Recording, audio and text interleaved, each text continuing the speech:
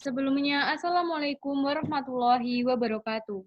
Kami dari kelas IT dan Agro Industri A dengan dosen pengampu Ibu Gayatri Dwi Santika SSI MKOM. Perkenalkan terlebih dahulu, saya Nadia Valentina Febrianti, NIM 202410102017, dan teman saya Wina Dwi Anggraini dengan NIM 202410102024. Nah, sebelum masuk ke pembahasan, kami telah menyiapkan suatu video tentang Indonesia.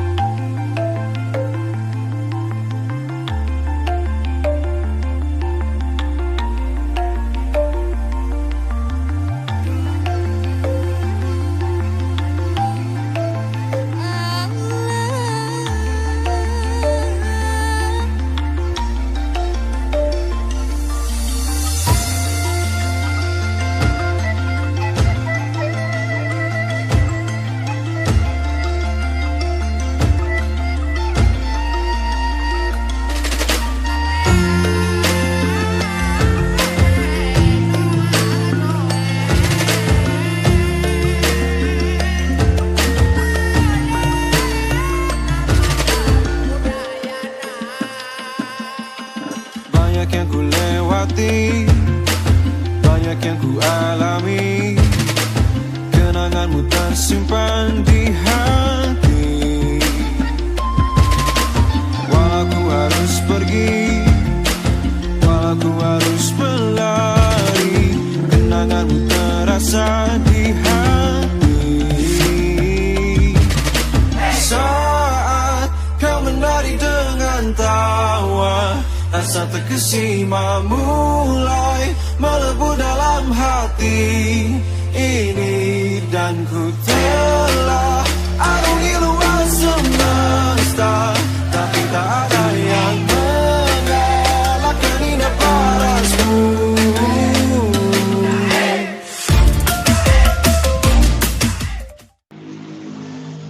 Nah, dari video tadi, maka dapat disimpulkan bahwa Indonesia merupakan negara agraris, yaitu sektor bidang pertanian. Disebut negara agraris karena sebagian besar penduduknya merupakan bekerja di sektor pertanian. Sebagian besar penduduk Indonesia memiliki mata pencaharian sebagai petani atau bercocok tanam. Nah, dengan populasi masyarakat sekitar 260 juta penduduk. Dan luas wilayahnya 1.905 juta hektar.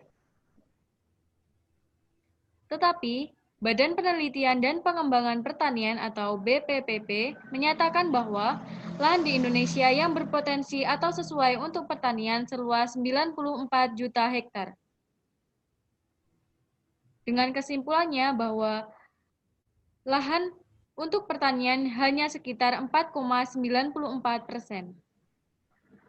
Dari adanya keterbatasan lahan pertanian di Indonesia, maka timbul problem solve yang salah satunya adalah Kelurahan Vilas Kecamatan Berharap, yang merupakan salah satu wilayah yang masih melakukan kegiatan pertanian hingga saat ini. Total luas lahan garapan mereka sebesar 260,85 hektar dengan produksi tanaman mencapai 8.000 ton per tahunnya. Masyarakat Kelurahan Vilas hingga saat ini masih menerapkan sistem pertanian tradisional dengan memanfaatkan lahan-lahan tidur milik developer yang belum dimanfaatkan. Hal tersebut tentunya tidak akan berjalan dalam jangka waktu yang cukup lama karena lahan-lahan di sekitar Kelurahan Vilas tersebut akan beralih fungsi menjadi lahan perumahan. Alih fungsi lahan tersebut tentunya akan berimbas pada aktivitas pertanian di Kelurahan Vilas. Nah, dari masalah tersebut, bagaimana jika kami diposisikan sebagai developer yang menawarkan suatu teknologi kepada masyarakat perumahan Vilas untuk menyelesaikan masalah tersebut yang berupa smart farming atau urban farming.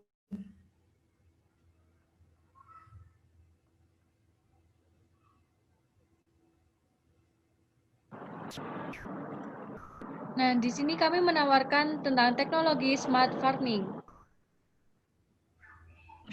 Smart farming atau pertanian pintar adalah metode pertanian cerdas berbasis teknologi, yaitu penggunaan platform yang dikonektivitaskan dengan perangkat teknologi dalam pengumpulan informasi yang diperoleh dari lapangan dan perangkat yang ditanamkan pada lahan pertanian. Untuk contoh penerapan smart farming, yang pertama ada IoT atau Internet of Things. Nah, prediksi hasil pertanian dengan meletakkan sensor IoT di tanah pertanian, hal ini akan memudahkan petani dalam mengumpulkan data yang akan meningkatkan akurasi data. Yang kedua, ada Agri-Drone Sprayer. Nah, ini merupakan drone untuk menyemprot pestisida dan pupuk cair pada tanaman. Yang ketiga ada drone surveillance, yaitu drone untuk pemetaan lahan.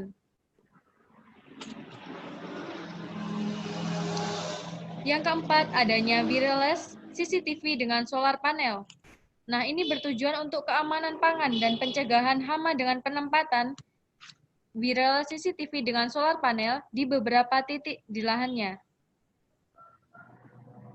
Dan yang terakhir adanya aplikasi mobile. Nah, aplikasi mobile ini merupakan aplikasi canggih untuk memantau dan menjalankan operasional pertanian dari layar smartphone.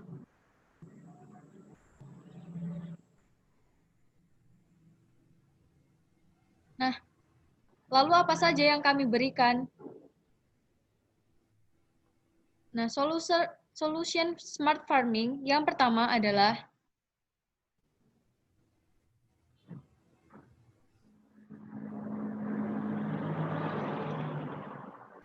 untuk tempat. Kami menggunakan teknologi indoor farming atau pertanian dalam gedung. Yang kedua, farming system. Kita menggunakan sistem hidroponik. Yang ketiga, plant lighting system. Kita menggunakan teknologi sinar LED. Yang keempat ada sensor chip system.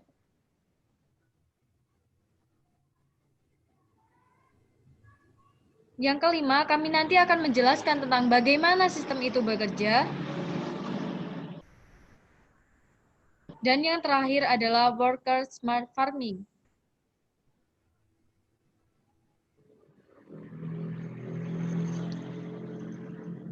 Yang pertama, kami menggunakan sistem teknologi indoor farming atau pertanian dalam gedung.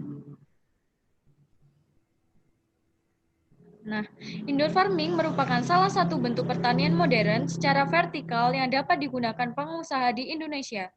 Cara yang dapat dilakukan dalam upaya indoor farming adalah tanaman hidroponik, aquaponik di atas kolam ikan, serta aeroponik di udara. Indoor farming dapat dilakukan di dalam ruangan tanpa harus menggunakan lahan yang luas dan berlumpur. Indoor farming menggunakan teknologi Controlled Environment Agriculture atau CEA, yakni mulai dari suhu, kelembapan, dan cahaya harus dikontrol dengan ketat. Nah, apa saja sih keunggulan dari teknik indoor farming? Yaitu dapat meningkatkan produktivitas tanaman, menghasilkan sumber makanannya sehat dan bebas hama, bahkan dapat mengurangi biaya dalam hal transportasi dan bahan bakar.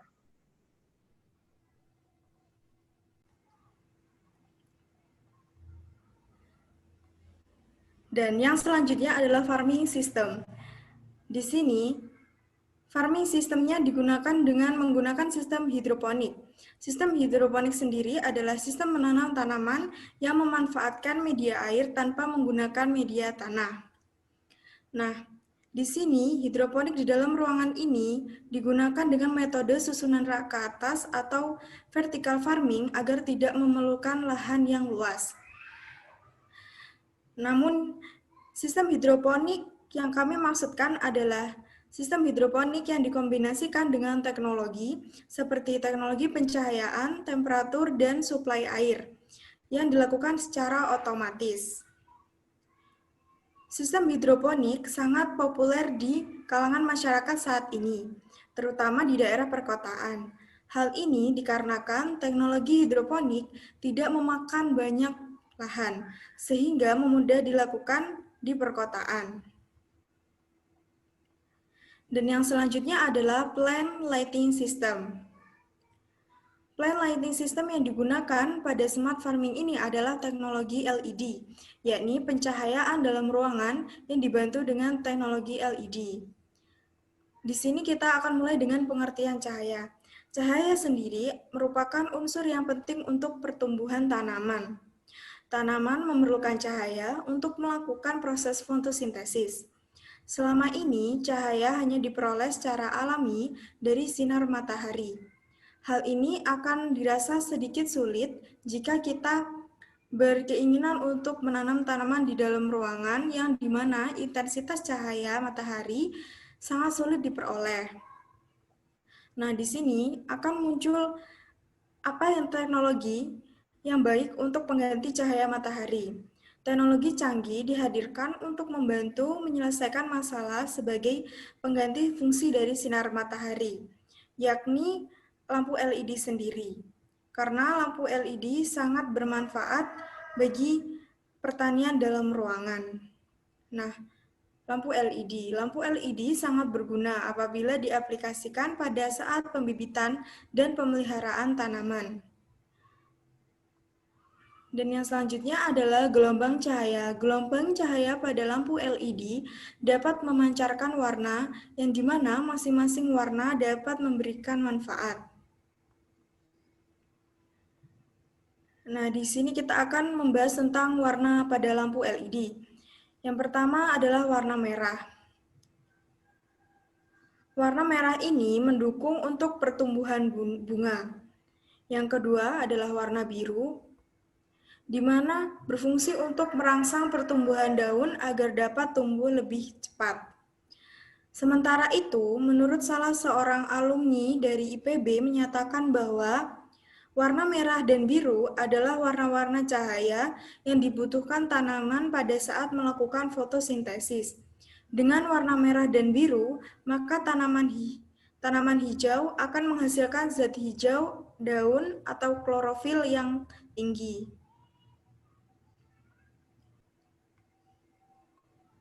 Yang selanjutnya adalah sistem chip sensor. Apa sih chip sensor itu? Chip sensor adalah teknologi dengan sistem kontrol otomatis yang menangkap secara otomatis data pada tanaman yang nantinya akan diolah oleh sistem aplikasi mobile. Nah, di mana tempat chip itu? Chip itu akan ditempatkan pada setiap lubang pot akrilik yang sudah ada dan diberi jarak. Nah, kegunaan chip sensor itu sendiri adalah untuk menganalisis keadaan benih tersebut, bagaimana dan keperluan yang diperlukan. Nah, selanjutnya data pada chip itu akan diproses oleh sistem aplikasi mobile yang dimana digunakan untuk mendeteksi dari data chip itu dan menentukan kadar nutrisi, air, dan lain-lain yang diperlukan oleh tanaman. Yang selanjutnya adalah how the system works, bagaimana sistem ini bekerja. Hal yang pertama harus kita lakukan adalah penanaman bibit. Penanaman bibit ini dilakukan oleh user menggunakan wadah yang berbahan akrilik yang sudah dilubangi dan diberi jarak. Penanaman ini dilakukan secara manual oleh user tanpa bantuan teknologi. Nah, yang selanjutnya adalah pemberian chip yang diletakkan di setiap lubang pada pot akrilik sesuai dengan jenis benih yang ditanam. Kemudian, adanya proses sistem, yaitu benih yang sudah ditanam pada pot akan diletakkan pada rak tanaman, di mana setiap rak terdapat lampu LED dan saluran untuk menyiram tanaman secara otomatis. Dan yang terakhir adanya pemanenan. Nah, di pemanenan ini, jika tanaman sudah mencapai usia panen, maka tanaman siap untuk dipanen oleh user secara manual.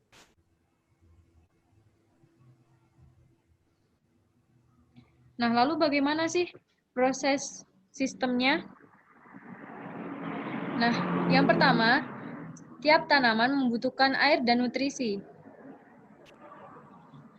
kami telah menyediakan alat penyiram dan penyemprot atau sprayer yang sudah dibuat dan diletakkan di sela-sela tanaman. Alat yang digunakan hanya satu jenis, tetapi bisa memberikan dua kebutuhan tanaman, yaitu kebutuhan air dan nutrisi. Nah, lalu bagaimana cara kerja sistem pemberian air pada tanaman? Kami telah memilih indikator bahwa jika nilai kelembapan tanah lebih dari 850, maka sprayer akan bekerja atau on, dan akan mati atau off secara otomatis jika nilai kelembapan tanah kurang dari 850. Ini bisa dideteksi menggunakan sensor chips. Setelah mengetahui nilai kelembapan tanah, maka data akan ditransfer ke sistem aplikasi mobile sebagai microcontroller. Setelah data diproses oleh microcontroller, maka akan dikirim perintah menuju sprayer untuk bisa on atau bekerja melalui saklar on atau off. Sprayer akan secara otomatis off atau mati jika sensor chip mendeteksi batas nilai kelembapan tanah yang sudah ditentukan oleh program. Nah, gambar di samping merupakan alat untuk menyemprot atau menyirami tanaman atau sprayer. Next.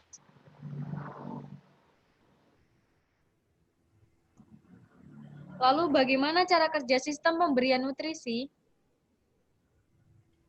Selama masa penanaman, tanaman membutuhkan nutrisi. Nutrisi yang diberikan berupa air yang dicampur dengan unsur hara makro dan mikro. Maka dari itu dibutuhkan sebuah sistem pemberian nutrisi pada tanaman yang dapat menyuplai nutrisi secara tepat. Sistem tersebut bekerja dengan fungsi logik. Pemberian nutrisi bergantung pada kelembapan, pH, dan suhu. Dengan adanya sistem ini diharapkan suplai nutrisi tanaman dapat terkontrol dengan baik. Secara otomatis, sprayer akan on jika sensor chip mendeteksi bahwa tanaman membutuhkan nutrisi, dan sebaliknya, sprayer akan off jika sensor chip mendeteksi bahwa tanaman sudah cukup nutrisi sesuai dengan program yang telah ditentukan. Gambar di samping merupakan alat sprayer yang mana saat tanaman membutuhkan nutrisi maka akan bekerja dan memberikan nutrisi pada tanaman. Yang kedua, monitoring sistem menggunakan aplikasi mobile.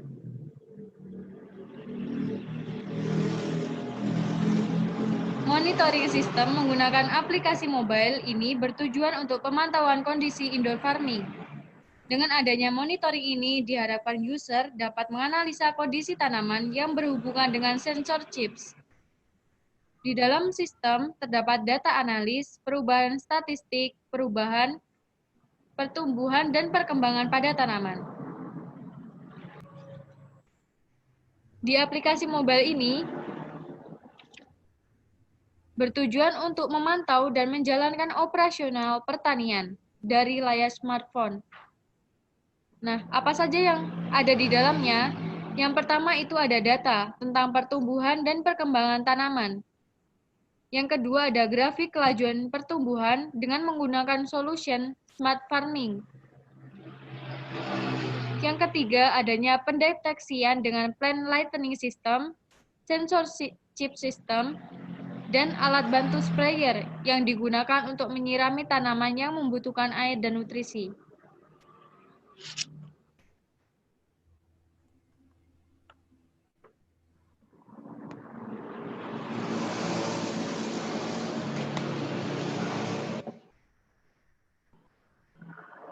Nah, di sini saya akan menjelaskan pekerjaan yang harus dikerjakan oleh user di dalam sistem smart farming. User atau pengguna hanya bertugas untuk menyemai dan memanen hasil pertanian dengan cara manual, sedangkan untuk proses lainnya sudah dijalankan secara otomatis oleh alat-alat smart farming yang dihubungkan dengan sistem aplikasi mobile.